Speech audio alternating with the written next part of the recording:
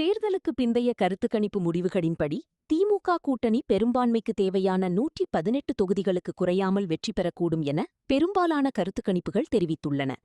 2ஆம் இடத்தில் அதிமுக கூட்டணியும் 3ஆம் இடத்தில் தவேகவும் இடம்பெறும் என்றும் தேர்தலுக்கு பிந்தைய கருத்துக்கணிப்பு முடிவுகளில் தெரிவிக்கப்பட்டுள்ளது.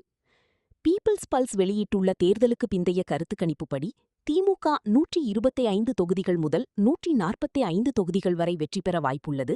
அதிமுக கூட்டணி 65 முதல் 80 தொகுதிகள் வரை வெற்றி பெற வாய்ப்புள்ளது. தவேக 18, 24 தொகுதிகளிலும் மற்றவர்கள் 2, 6 தொகுதிகளிலும் வெற்றி பெற வாய்ப்புள்ளதாக தெரிவிக்கப்பட்டுள்ளது. சாணக்யா ஸ்ட்ராட்டஜிஸ் வெளியிட்டுள்ள தேர்தலுக்கு பிந்தைய கருத்துக்கணிப்பு முடிவுகளின்படி திமுக 145, 160 தொகுதிகளிலும் அதிமுக கூட்டணி 50, 65 தொகுதிகளிலும் தவேக 13, 18 தொகுதிகளிலும் மற்றவர்கள் 5, 8 தொகுதிகளிலும் வெற்றி பெற வாய்ப்புள்ளதாக தெரிவிக்கப்பட்டுள்ளது.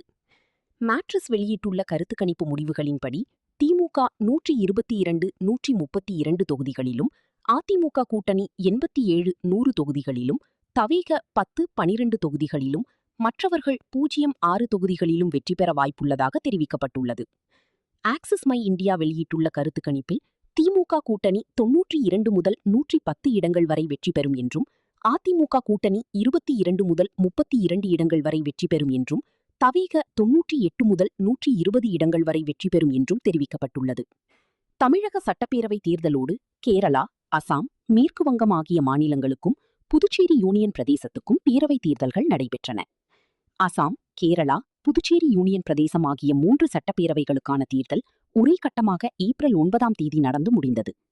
தமிழக சட்டப்பேரவைக்கு ஒரே கட்டமாக கடந்த 23ஆம் தேதி தேர்தல் முடிந்தது. மேற்கு வங்கத்தில் 2 கட்டமாக தேர்தல் நடைபெற்றது. முதல் கட்ட தேர்தல் கடந்த 23ஆம் தேதி நடந்து முடிந்த நிலையில் 2ஆம் கட்ட தேர்தல் இன்று நடைபெற்றது. இன்று மாலை 6 மணியுடன் தேர்தல் முடிவுக்கு வந்த நிலையில் தேர்தலுக்கு பிந்தைய கருத்துக்கணிப்புகள் தற்போது வெளியாகியுள்ளன. நடந்து முடிந்த சட்டப்பேரவை தேர்தலில் தமிழ்நாட்டில் 85.1% வாக்குகள் பதிவாகின. வாக்கு எண்ணிக்கை மே 4ஆம் தேதி நடைபெற உள்ளது.